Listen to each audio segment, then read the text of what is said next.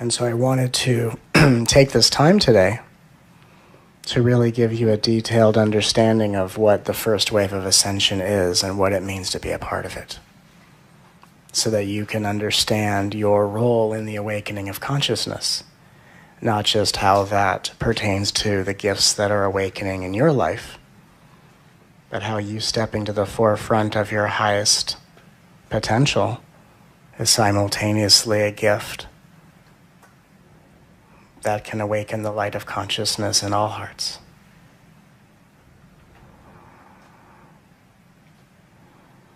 Oftentimes, the question of what's my life purpose springs to mind. And if we put aside the idea of occupation, outcome, or achievement, your life purpose as a member of the first wave of ascension is to go through this. It's to survive this. And no matter what you're feeling at the moment, this moment confirms that you are surviving. So congratulations. You're doing a great job.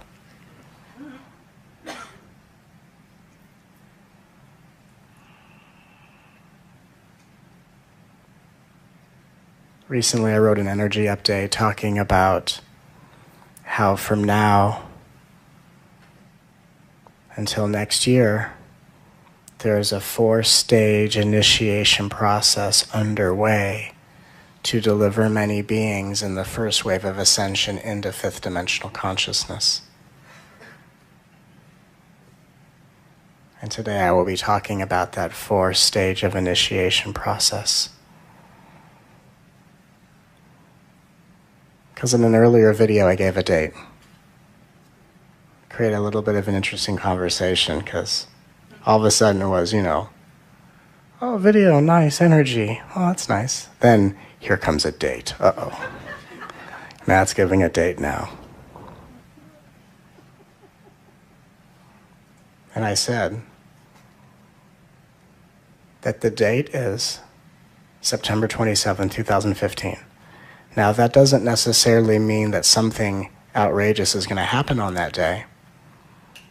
That's the date that by September 27th, 2015, by that time, all members of the first wave of ascension will be fully integrated into the fifth dimensional consciousness, will have completed all of the 4 stages of initiation that I will outline today. So by September 27th, 2015, all members of the first wave of ascension will have completed their initiation process and will be living embodiment or living embodied expression of the fifth dimensional consciousness. And before I outline that 4-stage initiation, I think it's important to give an explanation or some clarity to what it means to be a part of the first wave of ascension. A lot of times we hear about first wave of ascension or things like that, and we either wonder, am I a part of that? Or sometimes it's, how do I get in on that? I want to be on that.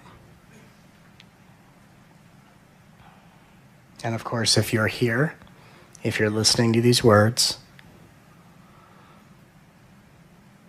and if you find yourself simply experiencing a very deep spiritual impulse in your life,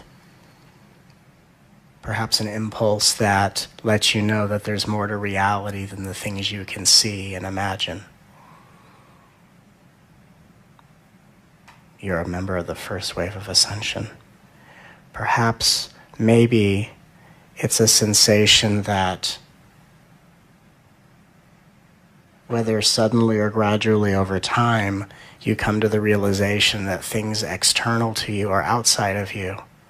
The roles you play, the people in your life, the relationships you have, the careers you've manifested, the achievements you've experienced, isn't bringing you the kind of fulfillment and enjoyment that it used to. Maybe you haven't crossed the threshold to fulfilling the spiritual prophecy that true fulfillment and happiness is found within yourself, maybe you're just at the stage of knowing what doesn't work anymore.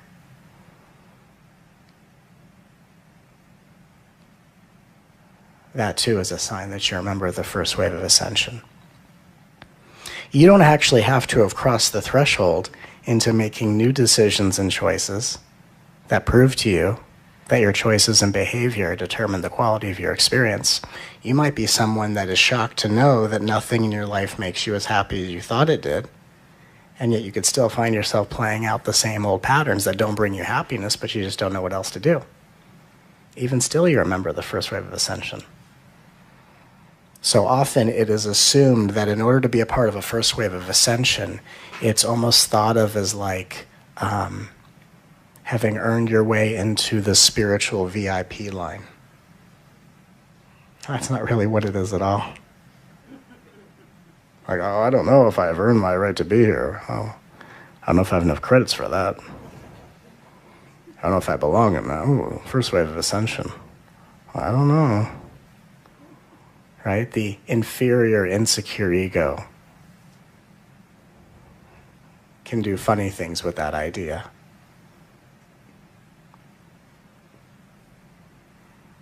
But that's not what it is. It's not like being in a spiritual VIP line. It's just that you were created to be here, to be among the first wave of human beings, to wake up in consciousness and anchor the fifth dimensional vibrational frequency and shine the light for those that are finding their way home during the second and third wave of ascension. The first wave of ascension is approximately 1/3 of the entire population. And if you're finding a deep spiritual impulse, if you're finding a sense of wanting to go home, maybe you're homesick, maybe you feel like a visitor in this planet, you don't belong, you feel like you come from somewhere else. Maybe even sometimes you have this race against time feeling, oh, there's a window closing, I gotta make it. That is a sign that you're a member of the first wave of ascension. And not that there is a window closing like we're not gonna make it, but that's sometimes how we become aware of it. Sometimes a human being doesn't know how to start making more conscious choices without manufacturing this belief that something's on the line. It's almost like the ego needs there to be some pressing matter, something's on the line, otherwise why would he be motivated to change? The ego almost needs to think it's going to lose something in order to motivate it to change. Right? The ego says, why am I changing? What am I losing? So then we manufacture this subconscious, oh my God, the plane of ascension's taking off, and it might take off without me. I need to be on that plane. Oh my God. But these are just signs that you are a member of the first third of the world that is waking up. 1/3 of the planet's waking up right now in large clusters in deep, profound, and accelerated ways. And we're all at different stages of this. But if the first wave of ascension is 1/3 of the planet right now, and by September 27, 2015, all of those 1/3 of the population will be fully embodying fifth dimensional consciousness, then from now until September 27, 2015, there is a 4-stage initiation taking place. Each one, little did I know, correlating with the appearance of a blood moon. I don't know much about astrology. I hear about it from other people, and I think it's neat. It's just not the information I'm usually given. I was given September 27, 2015, and not knowing much about just here's the date, and by this date people will have ascended. And then it was, oh, here's a date. Well, we won't be attached to Matt's date, right? I understand. And then all of a sudden the astrology thing, by September 27, 2015, the 4th of 4 blood moons will have arisen. Freaked me out in the best way. I thought it was so cool. Because even though I have this intuition thing I experience in every moment, it's still like it's the first time it ever happens. It's always like, oh my God, the fourth blood moon. I don't even know what a blood moon is. I don't even know what it, right? People do, and the people that do should teach it. It's great. It's not my jurisdiction. But it's cool. Oh my God, the fourth blood moon. I don't know what that means, but there's 4 in a row. Oh my God. Maybe that's like jackpot in the spiritual casino. I don't know. Hey, you pull the lever, 4 blood moons. Oh my God. I just won a ticket on the Ascension plane. Thank God. Get me out of here. Yeah, I don't know what that means, but I do know that by September 27th, 2015, all members of the first wave of Ascension, approximately a third of the population, will be fully embodying fifth dimensional consciousness. And so I will outline today what those 4 stages are, so you can understand the journey that is already happening, because all of us are different parts of that journey. And it doesn't mean that we're all going through the journey at the same time. It's just by that date, all of us will be fully in fifth dimensional consciousness. And by the way, it doesn't mean by that time, a third of the world is going to disappear off the face of the earth and go to some other planet and do cartwheels while everyone else suffers. It's not about leaving this planet. It's about being on this planet, and what looks like you are ascending into a different dimension is kind of like the wallpaper and curtains of third dimensional and fourth dimensional beliefs and imprints dissolve. So really, this is the fifth dimensional earth plane, but not all of us are perceiving it and manifesting experiences that are fifth dimensional experiences. Does that make sense? So we're in the fifth dimension. This is a fifth dimensional earth, but most of the planet is still having third and fourth dimensional experiences within an earth that is now in a fifth dimensional alignment.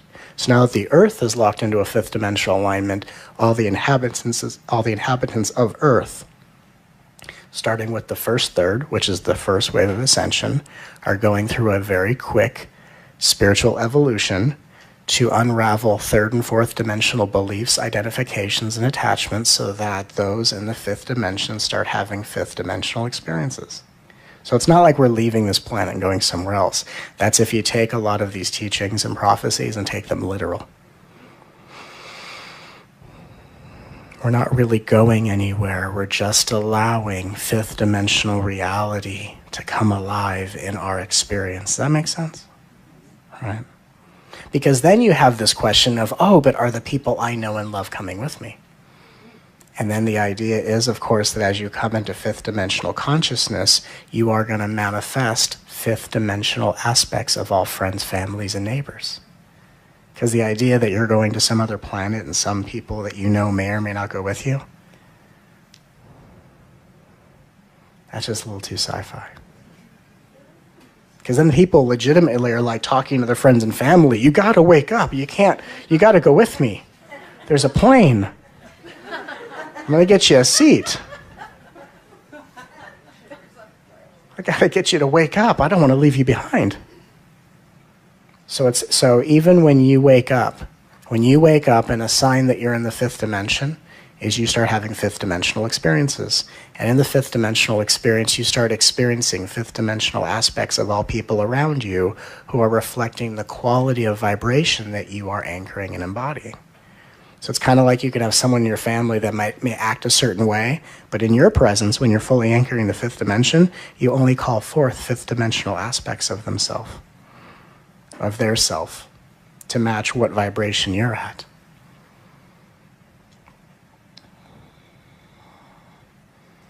So it's not like leaving, going to different planets. Some people make it, some people, whack, whack, whack. Sorry, didn't make it. Sorry. Next time. It's not how it is. We're all ascending. but a third of the planet is going to start having fifth dimensional experiences first, which will then lead the way for the second third of the planet and the third third of the planet, which are the first wave, second wave, and third wave of ascension. So while there are some very far out things happening on this planet, and while this is very much the most exciting time to be alive, I want to be able to explain it in a way that doesn't get us too much into our sci-fi mindsets. Because when we go too much into the sci-fi, we lose sight that life is a living, multidimensional metaphor of consciousness and action. And we get too much into the nuts and bolts of things. And then it becomes about us versus them, and we're living out a sci-fi adventure that isn't really as cool as the adventure in form that you're already having. So let's talk about this 4-stage initiation process.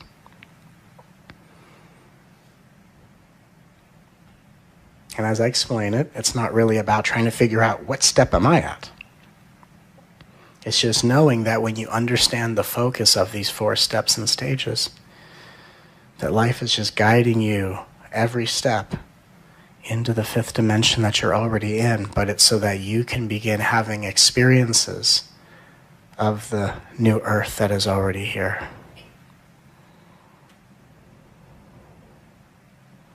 And it is a 4-stage initiation process that carries you across a very important threshold, because as Ascension started to really open up, and one of the signs in history that Ascension was coming for humanity were known as crop circles. And the increased number on crop circles is a way of letting us know that time is drawing near. And then, of course, when the final date of the Mayan calendar came and became the worst apocalypse ever, it showed us that it wasn't about the death of humanity, but the death of the collective unconsciousness, the death of the old world, and the rebirth of the new.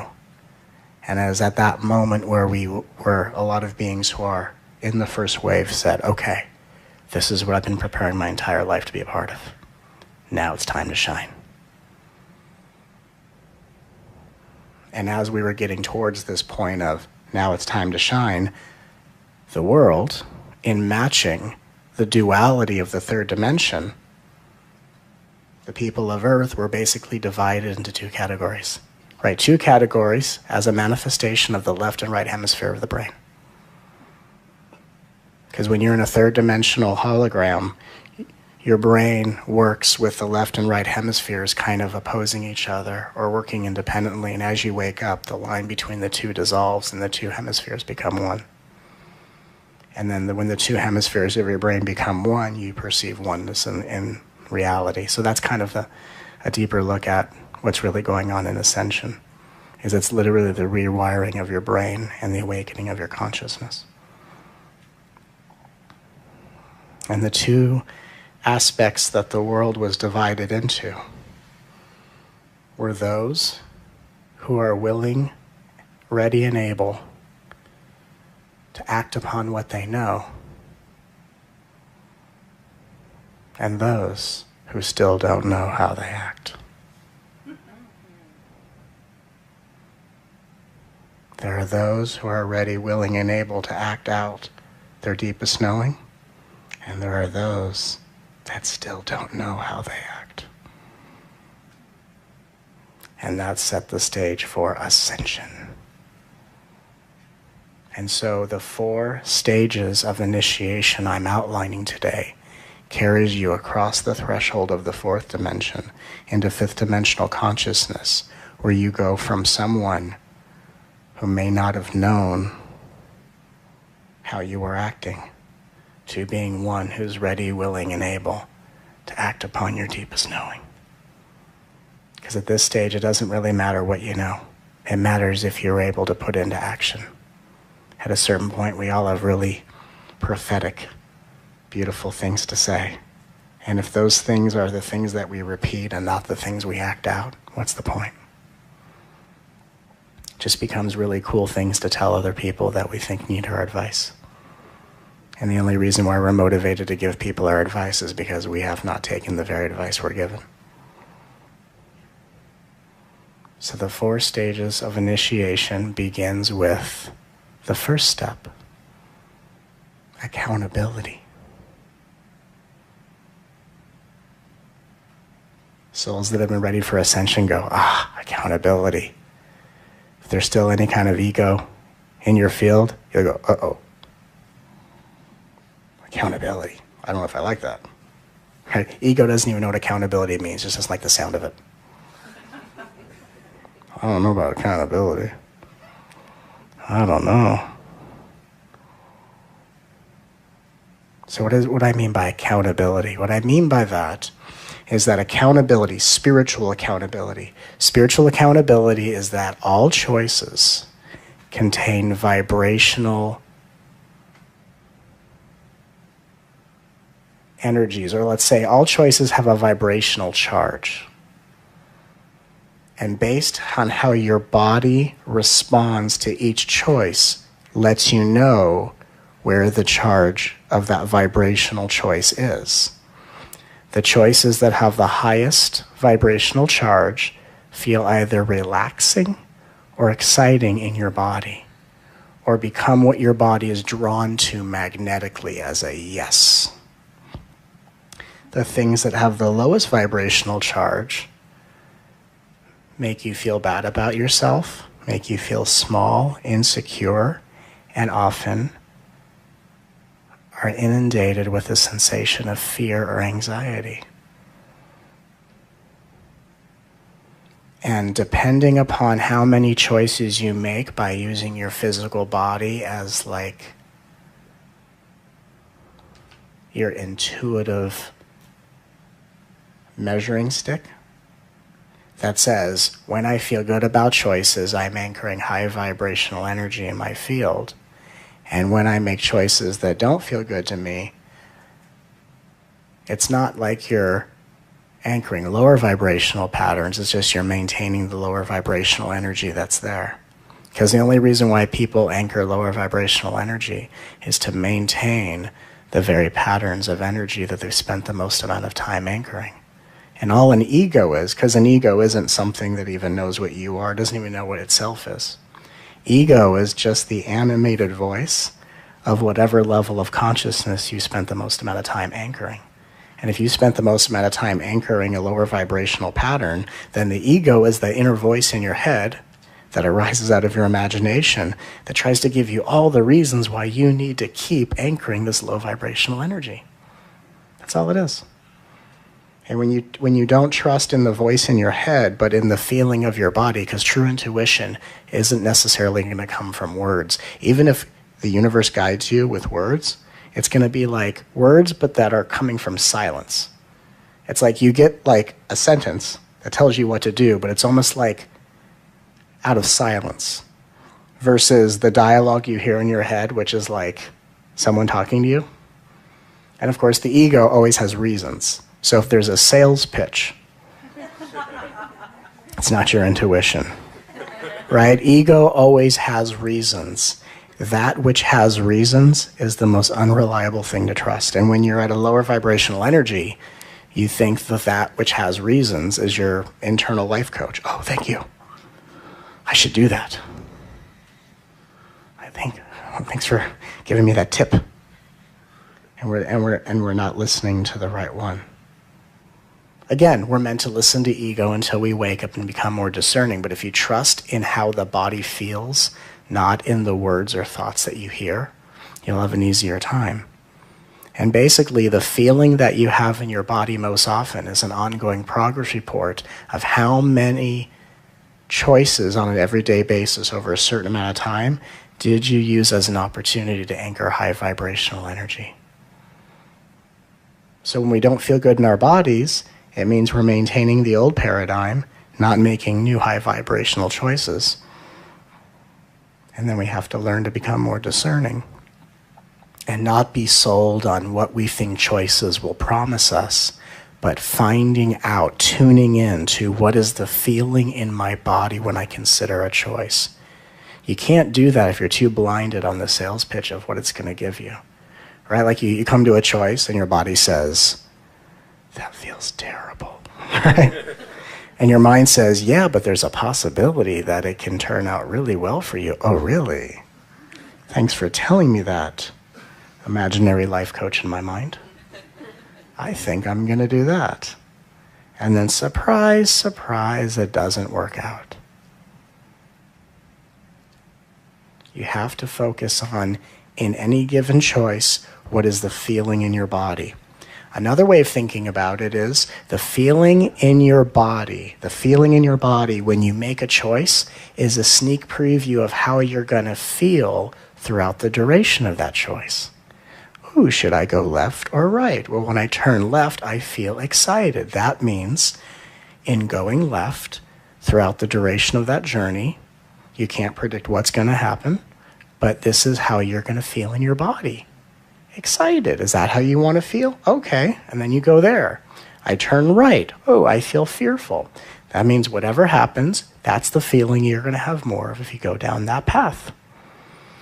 So when you wake up out of ego, you realize your life has been predetermined, meaning all the actions and outcomes of your life have already occurred. Already been planned out. Outcomes, done deal. But you came here to strengthen your intuition, because although you can't change the outcomes of what happens necessarily, you can choose based on the choices you make, based on how they make you feel in your body, the vibration that you anchor in your energy field, which determines how you feel in your body no matter what you face.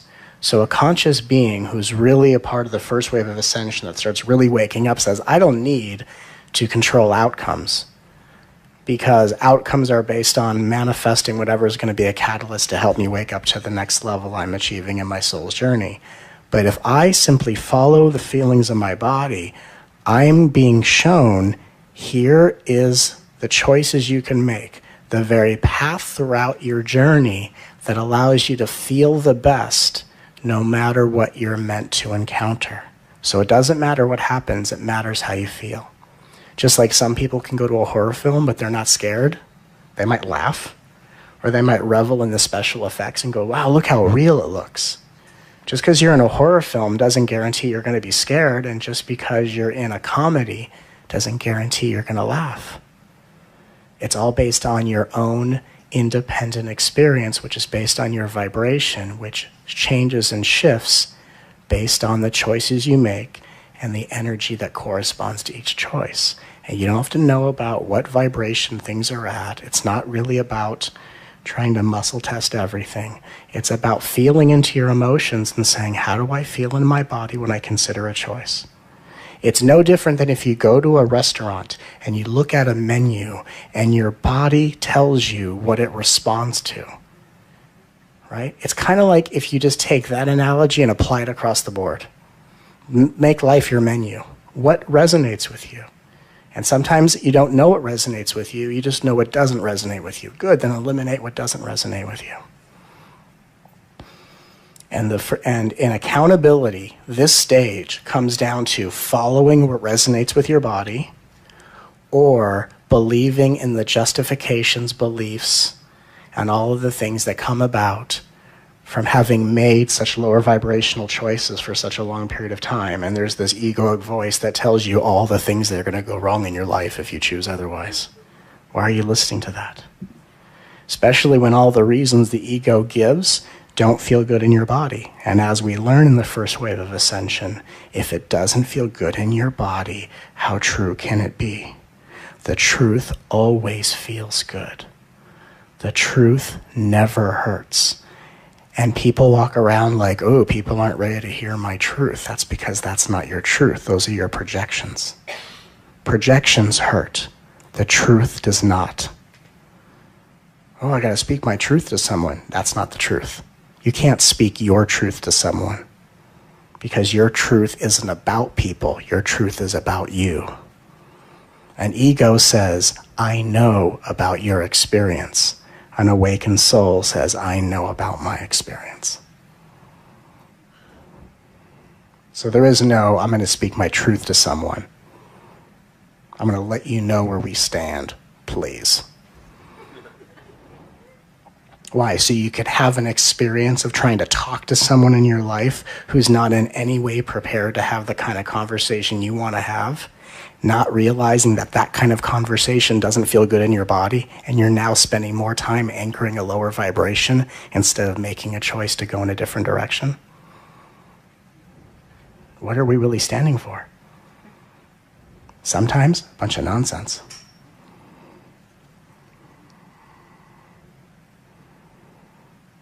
Step number 1 in this 4-stage of initiation, accountability. Your choices contain energetic vibrations, and the more often you make choices that feel good in your body and don't make choices that don't feel good in your body, you begin to inundate your vibration with a high vibrational frequency. As this happens, you start to feel better in your body. Then you start to perceive things from an expanded level of consciousness. Then you start to interact differently with the world. Things that used to trigger you, people that used to trigger you, don't trigger you anymore. And then all of a sudden you start attracting different situations and outcomes in people that match that new vibration. And in this first phase of accountability, this is how we graduate out of that weird realm of consciousness. I don't know if you've ever had this experience, where in the privacy of your own home, you're the most enlightened being that's ever been created. And then you go out with other people and everyone triggers the living crap out of you. Ever had that? And people go, why did I attract that? Why did I attract that? Well, the truth is because who we attract are not mirrors of where we're at in consciousness. Who we attract are mirrors of the vibration we anchor through our choices. So we're attracting people who are oftentimes making just as crappy decisions as we are. And then we find ourselves being very energetically sensitive and triggered all over the place. So if you start making more high vibrational choices by following what feels good in your heart, one choice at a time, you're able to naturally, without any effort, bear witness to someone else's momentary healing extravaganza that may include projections onto you and accusations and judgments and, right? Sometimes you get the deluxe package of one of each. And naturally you won't be triggered if the choices you make up to that interaction, up to that point, are anchoring a different vibrational frequency. The more you love your own heart, the less anyone else's accusations even makes any sense. And there's no need to respond with like, let me correct you on who I am. Because when you're waking up and you have taken the first step of initiation and you become accountable, you realize that those that are projecting onto you, judging you, ridiculing you, it's life's way of saying, this one isn't ready to be reasonable as per their behavior. And our innocent thought is, if I can only just reason with them. But if someone's not being reasonable, that's life's way of saying, you know, you probably are going to make a lot of great points. Right? You're probably going to have a PowerPoint presentation. Flawless, by the way. But here's the deal. This person's not ready to be reasonable. So just hold the space for their healing. Let them project the living crap out of you. And just know that if you keep making better choices, the less people will trigger you. You're only afraid of other people seeing you as being less than when you're not embodying a high vibration. And what gets you into embodying a high vibration is not trying to hold a high vibration. It's not even done with visualizing, trying to walk around like holding it like in some stiff posture. That's not what holding a high vibration is. It doesn't require you to walk around all tense. Right? Like someone goes, what are you doing? I'm holding a high vibration. Right? I'm very spiritual right now. I've reached enlightenment. I don't want to disturb it.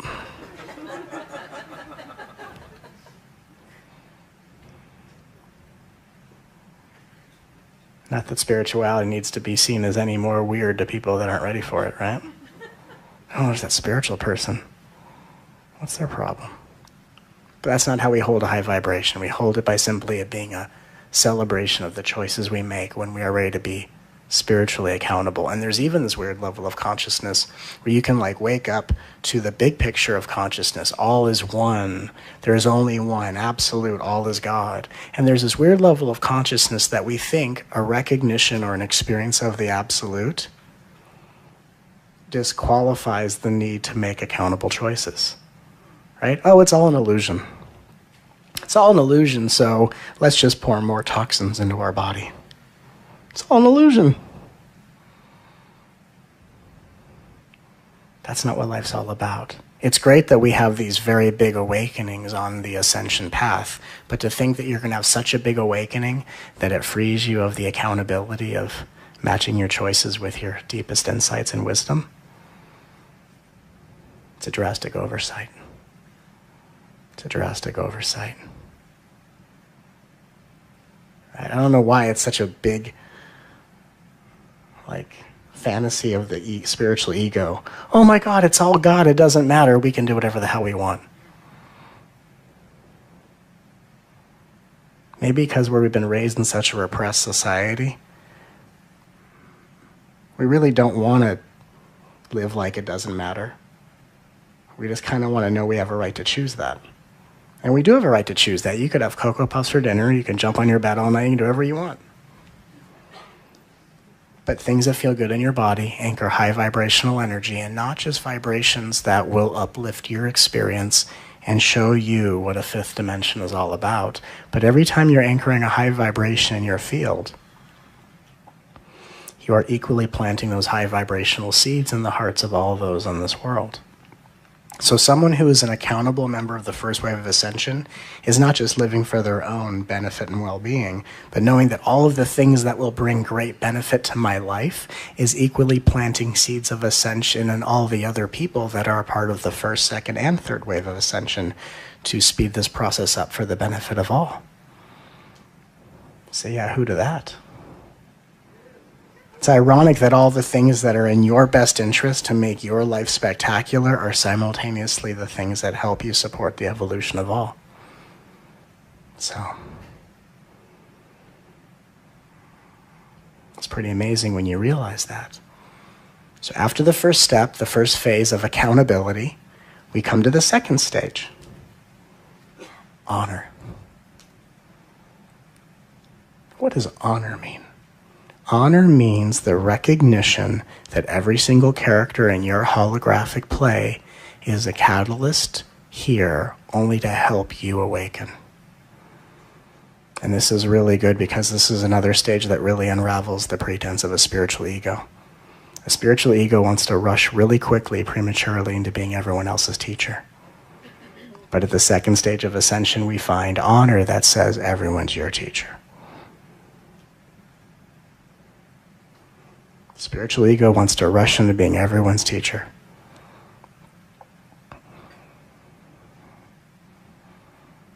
Instead, through honor, you honor the fact that if there are people in your life acting unconsciously, they're not there for you to sit around with people and go, God, look at these egos.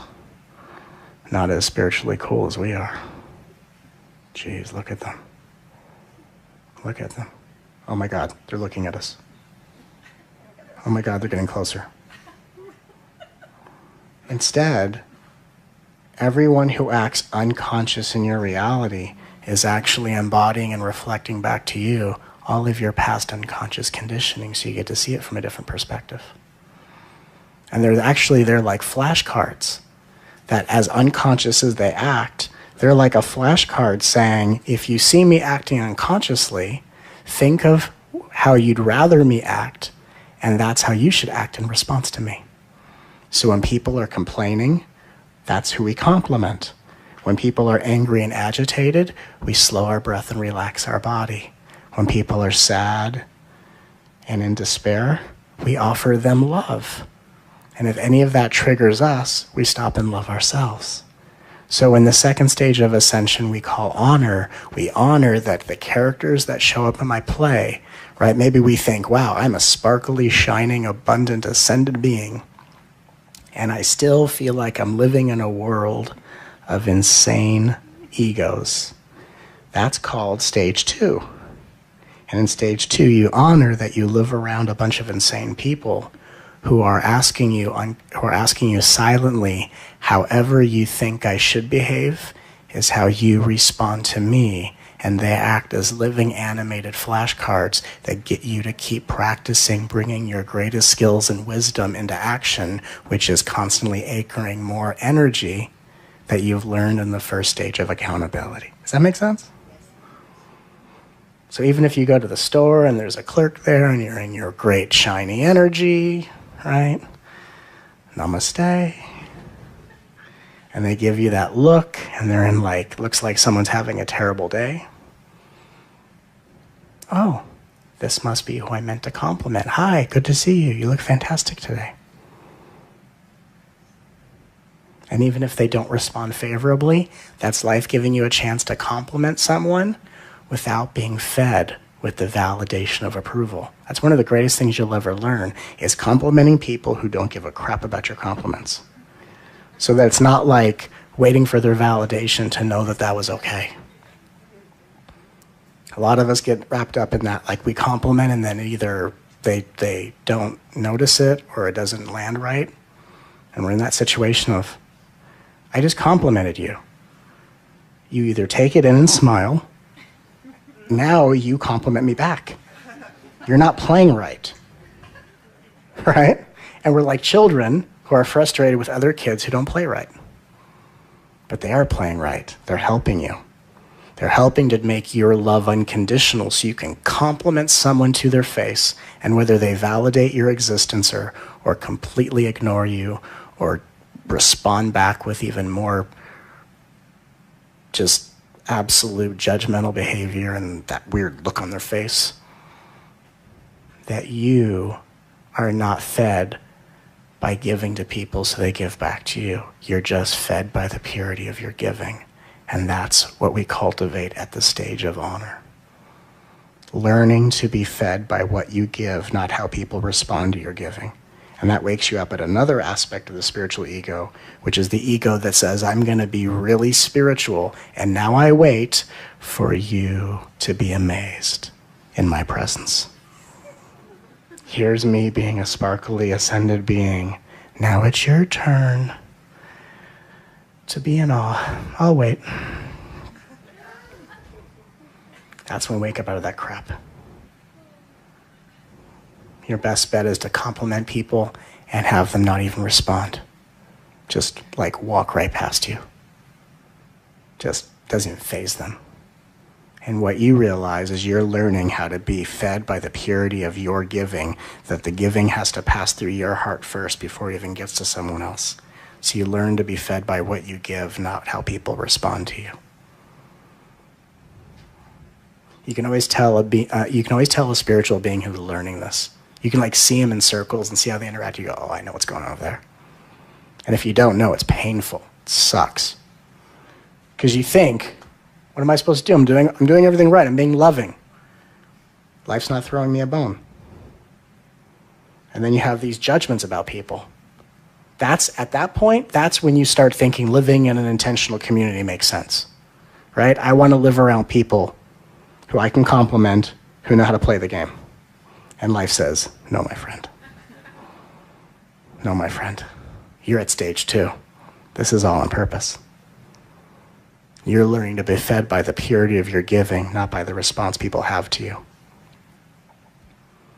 Because if you start giving people compliments and being a very bright light in people's lives, and every single person validates your existence unconditionally, it starts to really obscure your view of yourself, and it can make you less aware of yourself in a very level-headed or discerning way. Like even the position that I'm in here right now with you, I am so thankful for my level of intuition that I'm always able to see myself objectively, because it's very wonderful that a lot of things that I say resonate with people in such a deep way.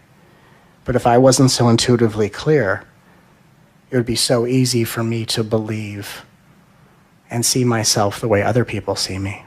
And I don't. And it's one of the greatest gifts. I don't see myself as less than. I actually don't even see myself at all. And so I can play the role, I can give, I can serve, I can transmit, but without believing the image or the hype. And when we are constantly fed by people's positive experiences to our giving, we start to believe our hype if we don't go through the full stage of the second stage of initiation. Does that make sense? Believing your own hype on a spiritual path becomes very dangerous because you start to think you know how life works. And then you come across that one person who doesn't play the game, and it can ruin your day, your week, your month, your 7-year cycle. It can ruin anything. Right? Everyone plays the game in your life, but that one person who doesn't give a crap about spirituality. And that will be one of your greatest teachers. Because what they're doing is they're helping you to step into honor, which is, I don't act and treat you because of what gifts I want you to give to me. I treat you in the way that celebrates what I'm worth. Having honor means I don't lower the standard of my conduct. I treat you as a celebration of how much love I deserve. I do not treat you based on what you deserve. I don't look at your behavior and go, well, here's what you deserve. I give you everything unconditionally because I'm worth everything to myself. Honor, self-respect. And I'm not fed and nourished by what you give to me. I'm fed and nourished by what I give to you. And whatever you give me in response is just showing me your relationship with yourself, having nothing to do with how I view the one I am. That's honor. That's when we become very clear. Here's passing out gifts. Here you go. Love you. You look great. Whatever. And it feels nice when people honor our gifts. It feels nice, but we don't rely on that anymore. So first stage, accountability. Second stage, honor. Third stage, humility. Humility says, regardless of what you want, regardless of how you think your life's going to unfold, your life is already destined to be exactly what it needs to be as a catalyst of your greatest evolution in every breath and every outcome. Life may not go your way, but you will always go life's way. And humility is where you surrender to that life has a bigger plan for you. And if you go willingly, even if you don't go willingly, life will always have something bigger in store for you than you could have ever imagined for yourself. So there's always a payoff, but you must go willingly. You really don't have to go willingly, you're just going to go. But if you go willingly, it's easier. So humility is when your way becomes life's way. And when you're really intuitive and you're really in the flow, what you think is your way is one and the same with life's way. And that's the explanation for manifestation. Manifestation is not that you create things out of thin air. Oh, I imagined it and then it manifested. I must have created that. You didn't create that. You had an intuition about something that was already meant to be.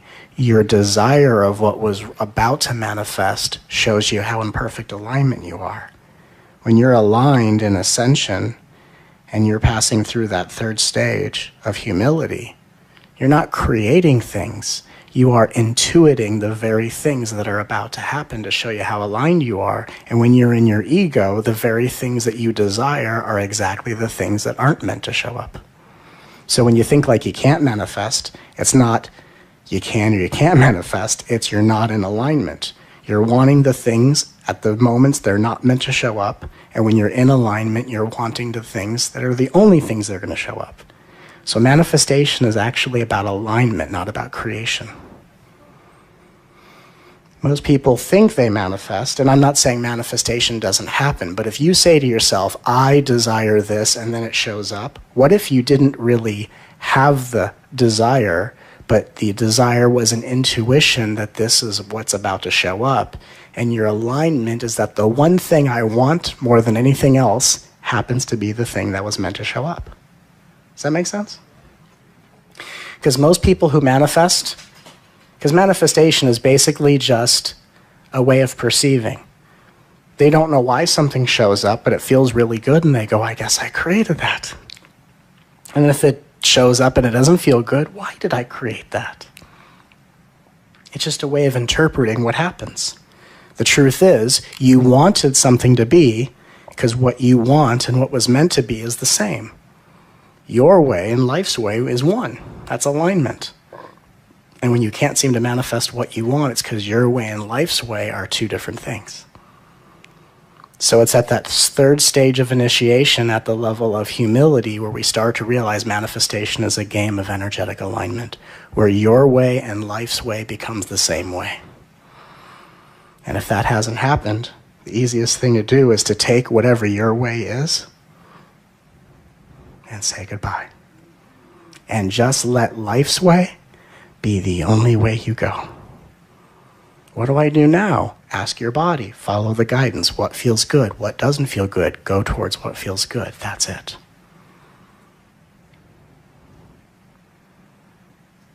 Will it guarantee you that you play exactly the role you want to play in this ascension? No. But everything that you will experience will be for your highest evolution. And sometimes our highest evolution is to step into a public role as a light worker. And sometimes the best thing for us is to not get that opportunity, depending if it's driven by the ego or not.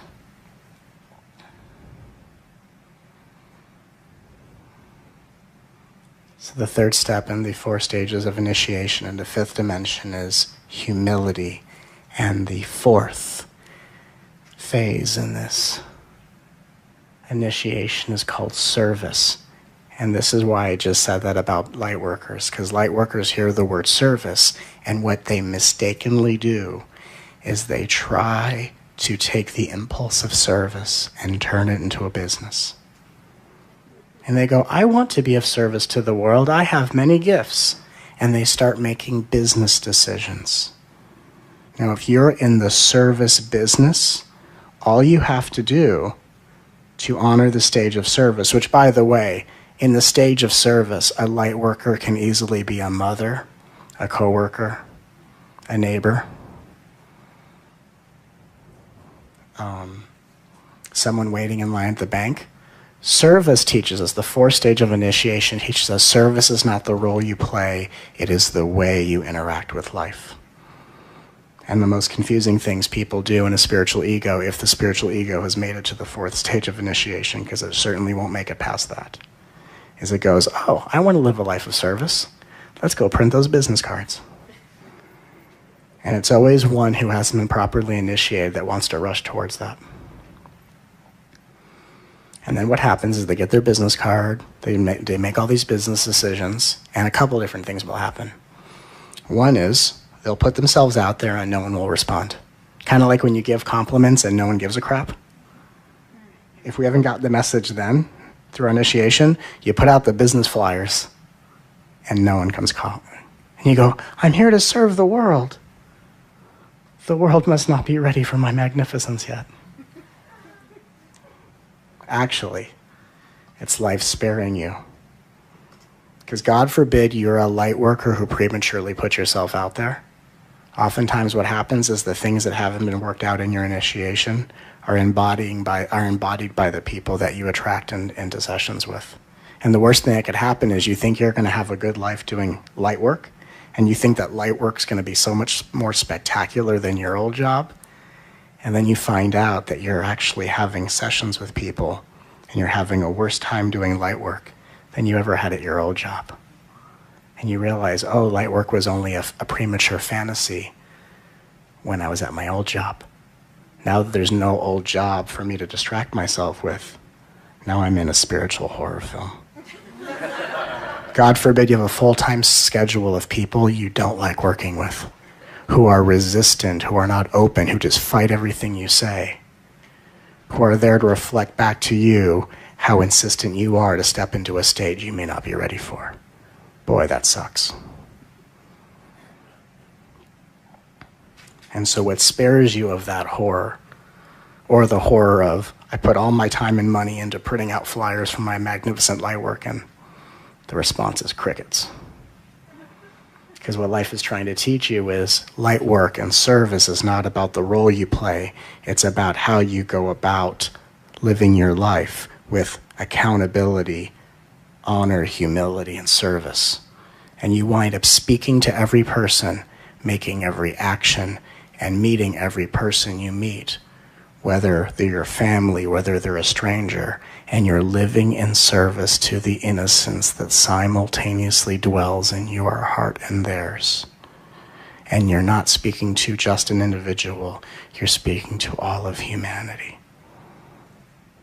And so when that person is in pain, humanity's in pain. And then your response in service is to love them.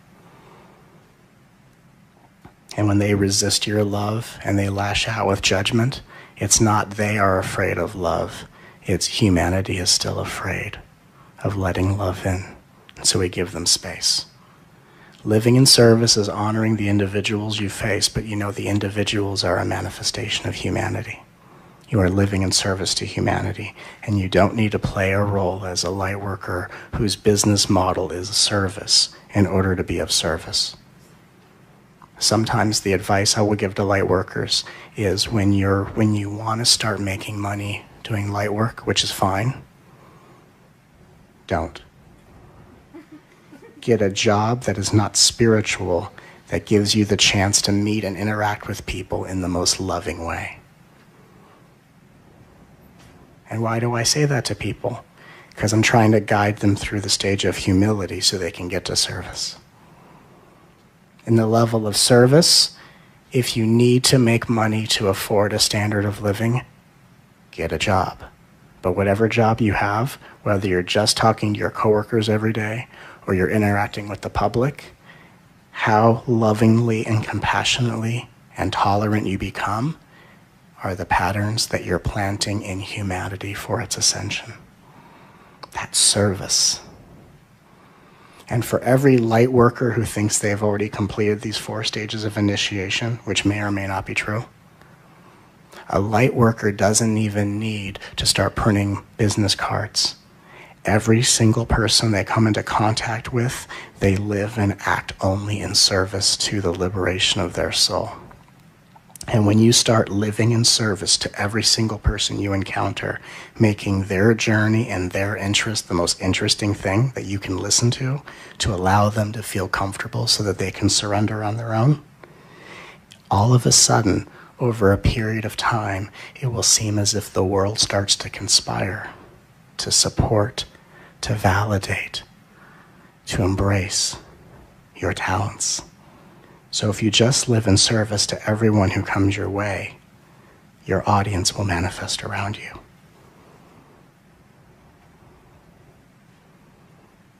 So in that 4th stage of initiation into the 5th dimension, we live in service to everyone who comes our way. And whatever role we need to play to manifest our highest possibility will start happening naturally. And you'll start living in a world that wants to invest in your talents. And it doesn't matter what you do.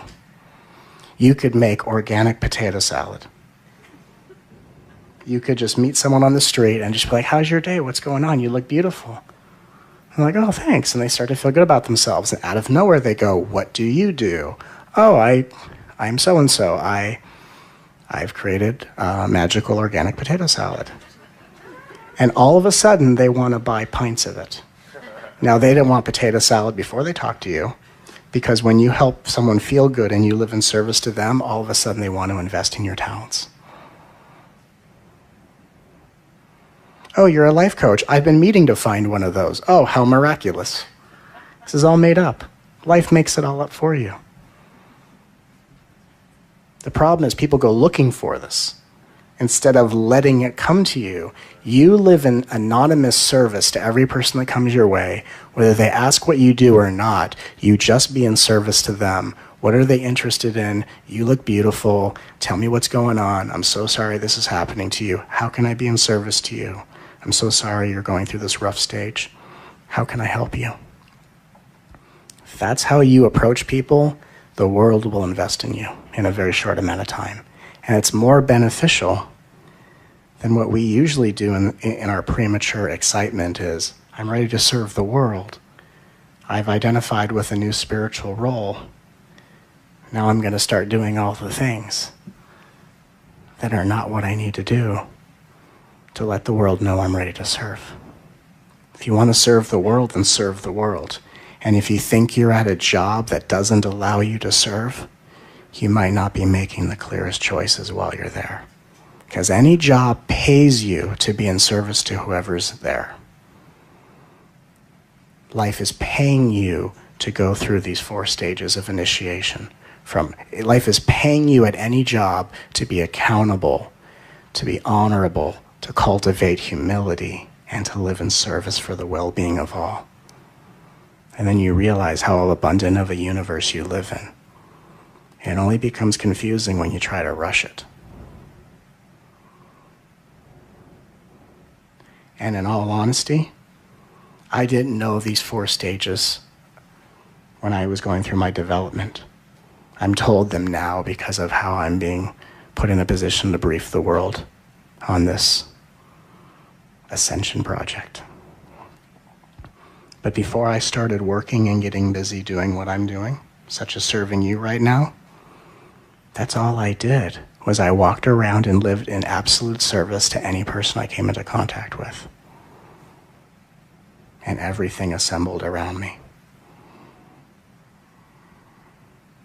And when you live your life like that, that's when you place all your faith into the hands of the universe.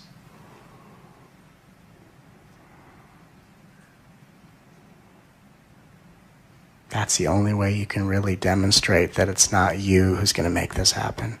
You are just the space through which what orchestrates this starts to occur.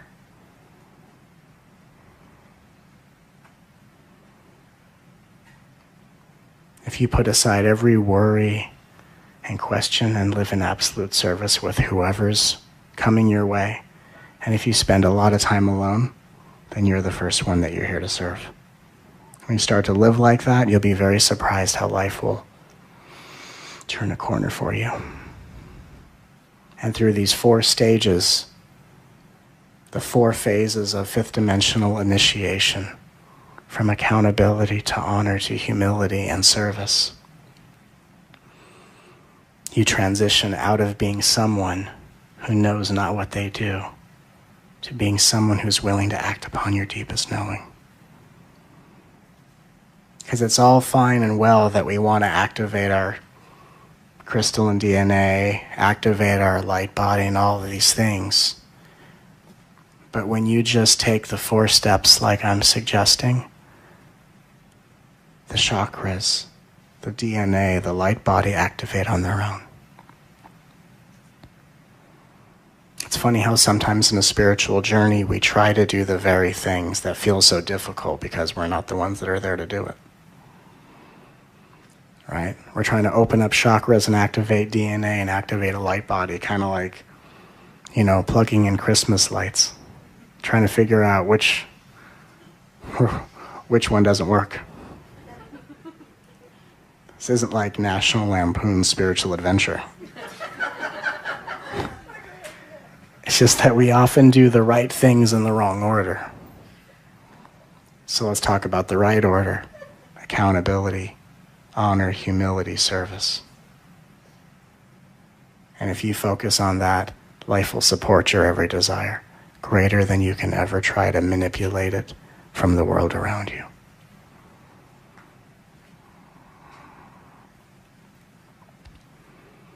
And as September 27, 2015 comes, that doesn't mean that's the end of our journey and, okay, we did it, that's it.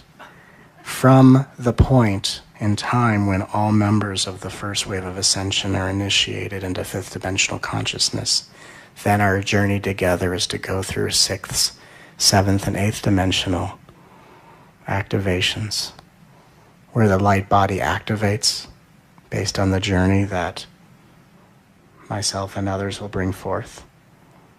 And as the light body activates, then we go into 8th dimensional mastery. So this 4 stages of initiation is a phase of growth. And from now until that time, when in doubt, one of the easiest ways to resolve the questions in your life, so you're not lost in the ego tailspin of, I still don't feel the way I want to feel. Why do I still have thoughts? Like, instead of trying to turn yourself into a project of spiritual perfectionism, just look at these 4 little phases. Where can I be more accountable? How can I be more honorable? How can I cultivate deeper humility? And how can I live in greater service to those around me, including myself? If you look at those 4 things, you're going to find where the hiccup is.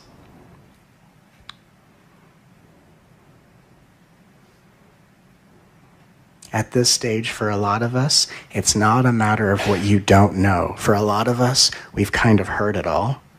And there's not much more you can hear that would be like, wow, I've never heard that before. You've kind of heard it all. Life doesn't bring you what you don't know. Life brings you what you haven't acted upon.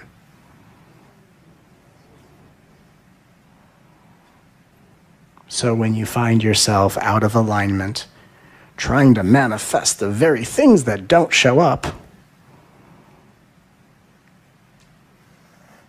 and even if you suspect, I'd like to raise my vibration to make my life more loving and gentle and easy. Okay.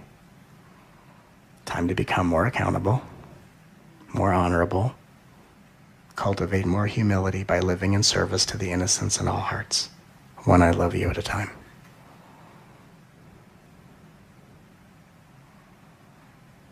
And each of us live in our own world, our own holograms, where we each get to demonstrate this in action and watch as it changes the experience of the character that you're inhabiting. And then over time, it starts to reflect back to you a world that's acting as conscious, accountable, honorable, humble, and in as much service to you as you are living for it.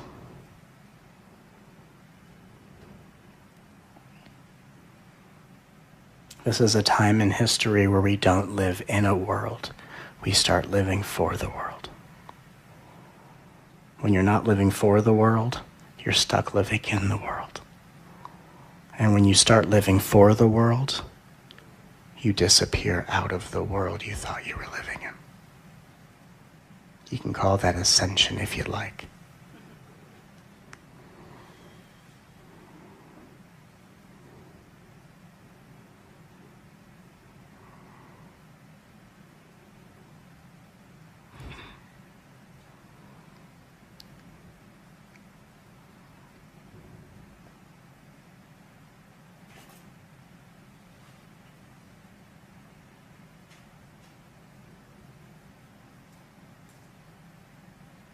Ta-da.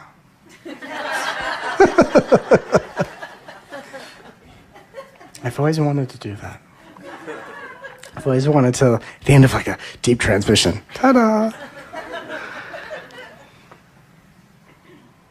There's a reason why we've been brought together. And it's for me on behalf of the Galactic Council to brief you like I always do. I didn't know I was going to, when I wrote the energy update and I knew there was going to be 4 phases of initiation in the update, I was like, oh, talk about the first one, accountability. Then after we sent that out, I go, oh, I wonder what the 3 other ones are. And I thought, I'm sure they'll tell me as we go along. And they said, the 4 stages are, and I'm like, here we go. And they go, and we would like you to share that at the thing. Okay. So here we are. I'm sharing. And then we'll have that. It will go up on YouTube, and it will do what it does. But from now until September, there should be no mystery. If there's some amount of despair in your life or out of alignment or difficulty, look at those 4 aspects. Accountability, honor, humility, and service. That's what it all comes down to. And if you don't rush the process, but just allow yourself to really take it one moment at a time, life can't fool you anymore. Life can only fool you when you think you're living in a world. But when you're living in a world, it's because you haven't decided to live for the world. And once you live for the world you thought you were living in disappears.